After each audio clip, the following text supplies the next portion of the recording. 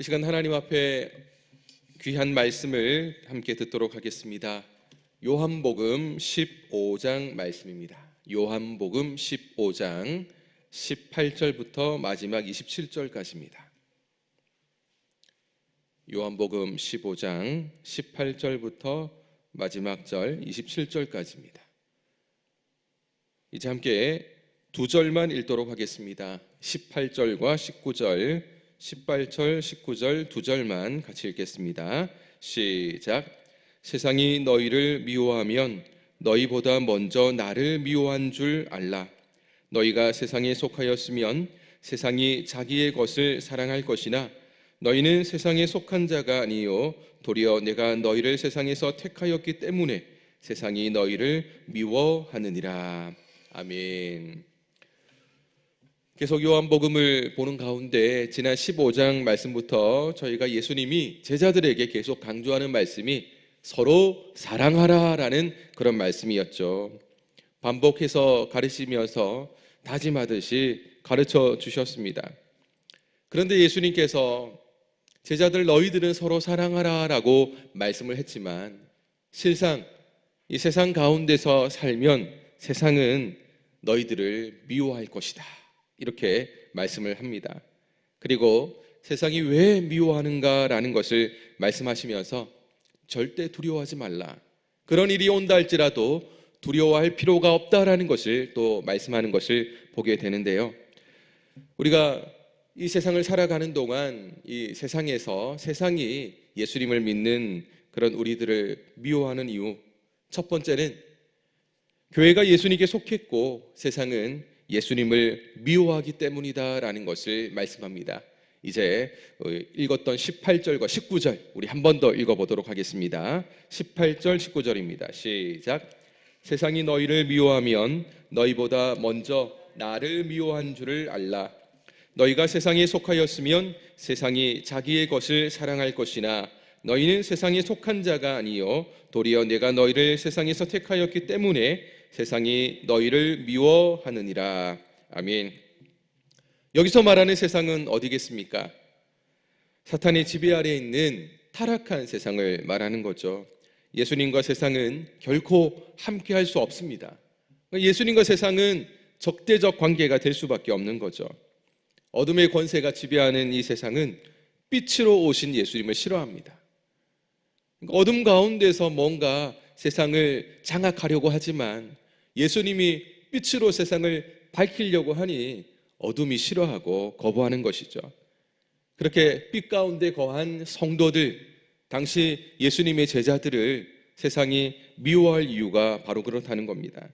예수님은 앞으로 제자들이 이 세상으로부터 미움과 핍박을 받을 것을 아셨기 때문에 제자들 너희 이 마음의 각오를 단단히 해야 된다라는 것을 미리 알려주는 것이 바로 오늘 말씀입니다. 실제로 예수님이 십자가에서 죽으시고 부활하신 이후 하나님께로 가신 이후에 여러분 초대교회가 생기고 초대교회 성도들이 어떤 삶을 살았는가라는 것을 보면 잘 알 수가 있습니다.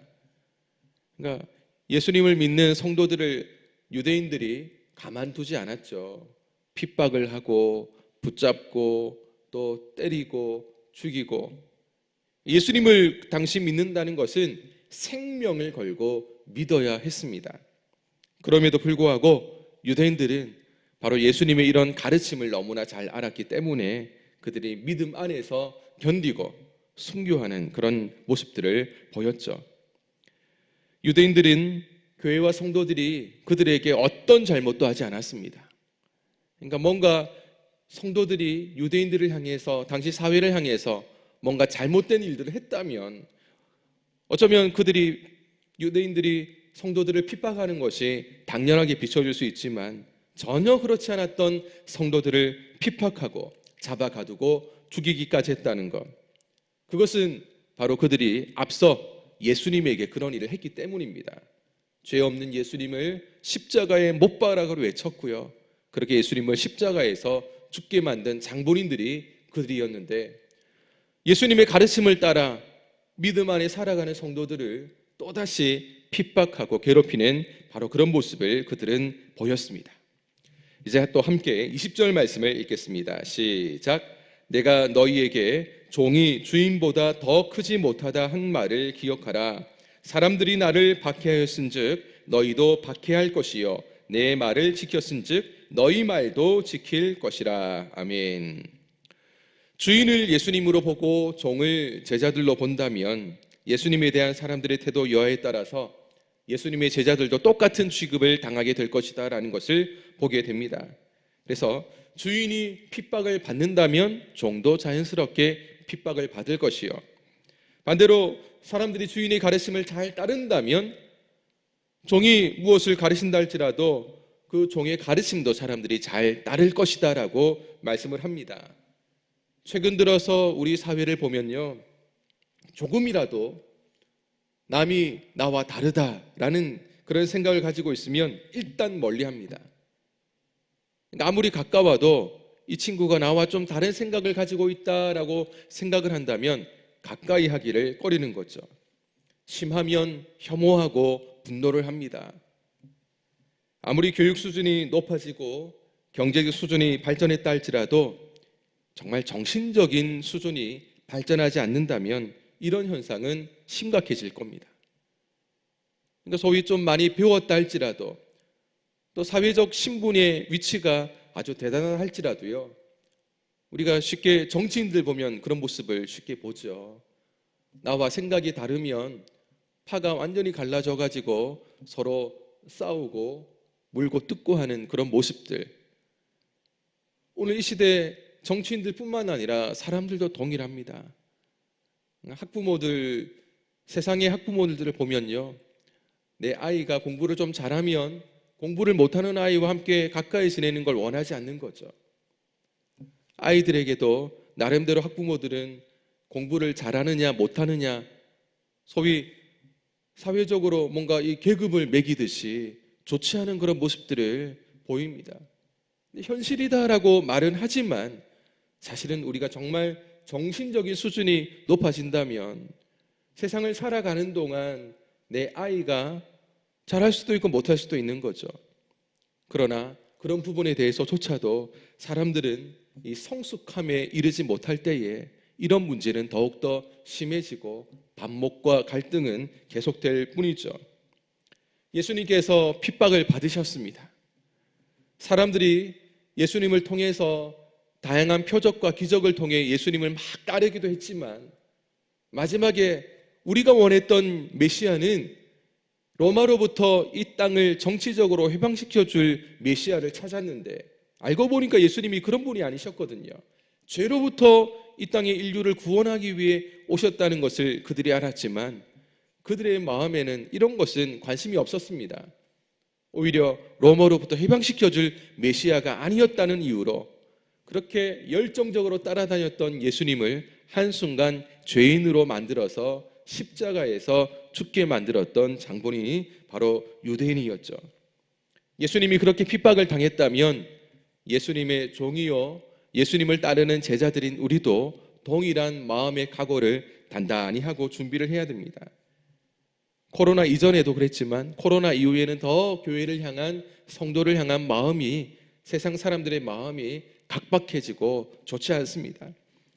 교회가 세상에 잘못한 것이 있습니까? 오히려 세상을 향해서 소금으로 빛으로 또 세상 가운데서 뭔가 좋은 일들을 많이 하기 위해서 애쓰는 교회지만 사람들은 그런 모습들은 별로 관심이 없습니다.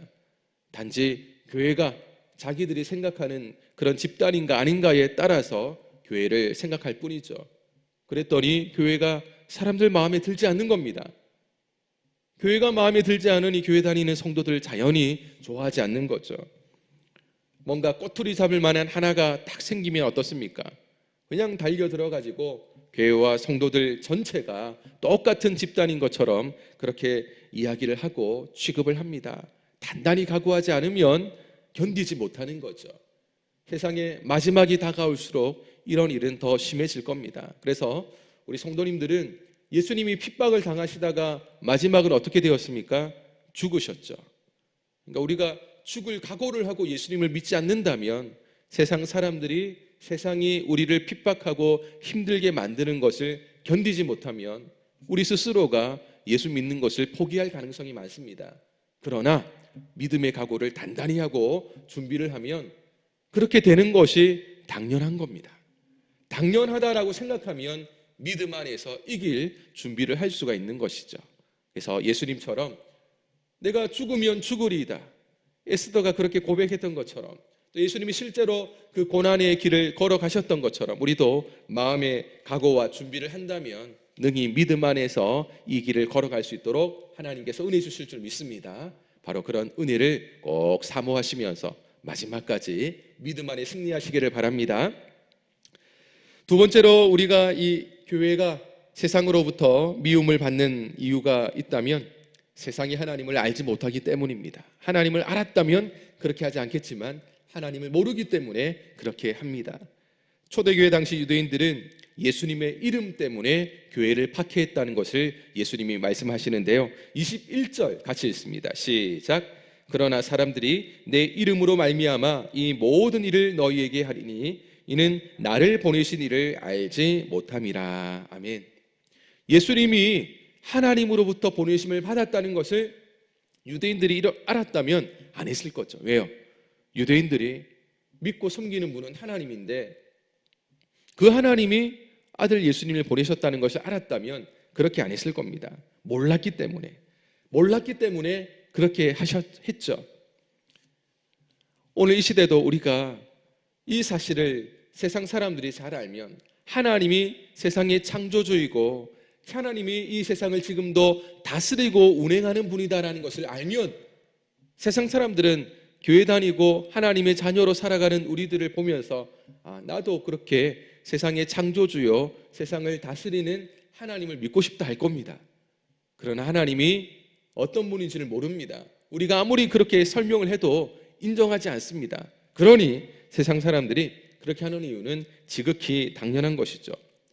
무엇보다 당시에 예수님이 하나님의 아들로 보내심을 받아 이 땅에 오셔가지고 표적을 행하고 말씀을 가르칠 때 하나님 나라 그리고 세상에 하나님을 받은 그 능력들을 전했다는 거죠. 그럼에도 불구하고 그 사람들이 그런 모습과 예수님의 가르침을 받았지만 그 뒤에 그들이 했던 일들은 전혀 그런 것과 상관없이 예수님을 핍박을 했습니다. 그래서 마지막 순간에 그들은 그 책임을 피하지 못할 겁니다. 듣지 않았다면, 보지 않았다면, 모르기 때문이라도 그런 책임의 회피성을 가지게 되겠지만 그러나 다 듣고 다 보았음에도 그들이 거절했기 때문에 그 책임이 그들에게 주어진다라는 것입니다. 그것을 22절부터 24절까지 말씀하는데요. 같이 읽습니다. 시작. 내가 와서 그들에게 말하지 아니하였더라면 죄가 없었으려니와 지금은 그 죄를 핑계할 수 없느니라. 나를 미워하는 자는 또 내 아버지를 미워하느니라. 내가 아무도 못한 일을 그들 중에서 하지 아니하였더라면 그들에게 죄가 없었으려니와 지금은 그들이 나와 내 아버지를 보았고 또 미워하였도다. 아멘. 어둠만 있으면 어둠이 어둠인 줄을 모릅니다. 그러나 어둠의 빛이 오면 이 빛이 오니까 어둠이 무엇인 줄 알겠다라고 깨닫게 되는 거죠. 아버지께로부터 보내심을 받은 참빛인 예수께서 어둠의 세상 가운데 오셔서 진리를 가르쳐 주셨습니다. 이 어둠이 그냥 전부인 줄 알던 사람들에게 진리의 빛을 비추니까 예수님을 통해서 사람들이 진리가 무엇인지를 확실히 알게 되었습니다. 이것은 진리를 따르지 않는 자들은 자신들의 죄에 대해서 어떤 변명도 이제 못하는 거죠. 들었기 때문에, 알았기 때문입니다. 그럼에도 불구하고 처음부터 그들이 몰랐다면 변명이 통한다 할지라도 이제는 다 알았기 때문에 진리를 알고서도 예수님을 따르지 않았다는 것은 그들이 마지막 순간에 진리를 알면서도 따르지 않은 그 이유와 책임을 그들이 다 지게 될 것이라는 것을 예수님은 말씀을 했습니다. 유대인들은 자신들이 분명 하나님을 믿고 따른다는 것을 고백하는 사람들입니다. 그러나 23절처럼 예수님을 미워하는 것은 곧 아버지를 미워하는 것과 같다는 것을 예수님이 말씀하셨습니다. 오늘 시대 우리도 역시 동일하게 초대교회 성도들이 받은 그런 핍박을 우리가 경험하지만 똑같은 것은 아니죠. 죽기까지 세상이 우리를 아직까지는 괴롭히고 하지는 않습니다. 그러나 예수님과 하나님을 모르고 미워하는 자들의 공격은 계속될 겁니다. 그러니까 그게 그 크기가 강도가 좀 약하고 셀 수는 있지만 초대교회 성도들과 같이 마지막 죽음을 각오한 것과는 좀 다른 그런 핍박과 어려움이 따르는 것이 오늘 이 시대 우리들의 모습입니다. 특히 예수님을 믿어야 구원을 받는다는 바로 그 복음을 전하면 기독교인들을 아마 굉장히 싫어하면서 아주 독선적인 집단이다, 비이성적인 집단이다라고 공격할 사람들이 세상에 점점 많아질 겁니다. 그러나 이 모습은 2000년 전 예수님이 동일하게 받았던 핍박이고요. 오늘 그리스도인으로 살아가는 우리들도 각오하고 준비하고 믿어야 될 이유가 된다라는 사실입니다. 그래서 우리 성도님들이 오늘 예수님이 하시는 이 말씀을 분명히 기억하시고요. 우리가 예수님의 복음을 받아들였다면 우리가 구원받은 하나님의 백성으로 회복이 되었습니다. 그러나 세상 사람들은 똑같은 복음을 들었지만 그들이 받지 않았기 때문에 그들은 여전히 하나님을 모른 채 살아가는 사람이 될 수밖에 없다는 것입니다. 이제 세 번째로 교회가 세상에 미움을 받는 이유는 교회가 진리 안에 거하기 때문입니다. 진리 안에 거하는 성도들을 핍박을 받기 마련입니다. 예수님은 유대인들이 교회를 핍박하는 것이 이미 성경에 예언되어 있다고 말씀을 하고 있습니다. 예수님은 우리가 곧 읽어볼 25절 말씀에 보면 그들의 율법이라는 표현을 쓰시면서까지 유대인들이 율법대로 행한다 하지만 하나님이 말씀하신 율법이 아닌 그들의 율법대로 살아가는 사람들인 것을 가르쳐주고 있습니다. 25절입니다. 시작. 그러나 이는 그들의 율법에 기록된 바 그들이 이유 없이 나를 미워하였다 한 말을 응하게 하려 함이라. 아멘. 25절 말씀은요, 다윗이 쓴 시편 35편 19절, 69편 4절 말씀을 인용한 것입니다. 다윗이 살아가는 동안 이 사울의 핍박과 이 괴로움을 많이 겪었는데요. 사실은 아무런 잘못을 안 한 거죠. 정말 사울 왕에게 그런 죽임과 쫓김을 당할 만한 잘못을 한 어떤 이유도 없음에도 불구하고 이 원수들이 까닭없이 자기를 미워하고 핍박한다는 억울한 그런 마음들을 고백한 그런 내용입니다. 예수님께서 다윗의 답답한 심경이 담긴 이 시편 말씀을 본인에게 옮겨가지고 그대로 적용시키고 있습니다. 세상 사람들이 예수님을 미워하는 것은 예수님에게 어떤 잘못이 있기 때문이 아니죠. 조그만 잘못도 없었음에도 불구하고 세상은 예수님을 미워합니다. 세상 사람들 그들 스스로가 죄악과 탐욕 가운데 얽매여서 예수님을 이유 없이 배척하고 미워했습니다. 이렇게 세상 사람들이 주님을 미워하고 주님의 가르침을 배척한다면 주님이 가르치신 참된 빛 그리고 참된 진리를 그럼 앞으로 누가 세상 사람들에게 전할 수 있겠는가? 예수님마저 이제 하나님께로 가셨는데 누가 전할 수 있겠습니까? 그것을 이제 오늘 마지막으로 함께 살펴볼 26절과 27절에서 말씀합니다. 같이 읽습니다. 시작. 내가 아버지께로부터 너희에게 보낼 보혜사 곧 아버지께로부터 나오시는 진리의 성령이 오실 때에 그가 나를 증언하실 것이요 너희도 처음부터 나와 함께 있었으므로 증언하느니라. 아멘. 유대 사회에서는 어떤 사실을 확실히 증거하기 위해서는 믿을 만한 두 명의 증인이 꼭 필요했습니다. 두 명의 증인이 증언하면 그게 확실한 증명이 되는 거죠. 예수님을 위해 증언해 줄 첫 번째 증인은 누굽니까? 보혜사 성령입니다. 성령님은 그 자체로 진리의 영임을 예수님은 분명히 가르치고 있습니다. 그리고 두 번째 증인이 누구인가? 바로 당시 제자들이었습니다. 그리고 오늘 이 시대 믿음을 가지고 살아가는 저와 우리 성도님들이라고 할 수가 있습니다. 당시 예수님의 제자들은 예수님과 함께 공생의 3년 시간 동안 처음부터 끝까지 예수님과 함께 했죠.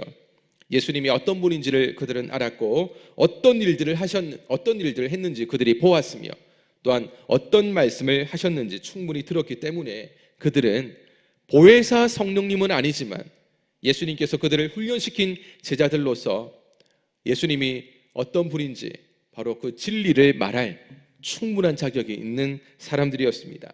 그리고 오늘 이 시대 저와 우리 성도님들도 동일한 믿음 안에, 예수님을 믿는 믿음 안에 살아가는 저희들은 진리의 성령이 예수님을 증거하듯 오늘 시대 우리도 예수님을 증거할 이유와 책임 있는 자들의 삶을 살아가고 있습니다. 우리가 진리를 선포하지만 세상 사람들은 진리보다 비진리를 진리처럼 붙잡고 살아갑니다. 오히려 진리를 전하는 우리는 미워하고 핍박합니다. 세상의 학문을 진리라고 철석같이 믿는 자들에 의해서 오늘 이 시대 교회가 조롱을 받고 핍박을 당하고 있습니다. 바로 그럴 때 우리가 가져야 될 마음가짐은 도대체 어떻게 그럴 수가 있는가? 진리를 전하지만 비진리를 진리라고 믿는 세상 사람들이 도저히 이해가 되지 않는 거죠.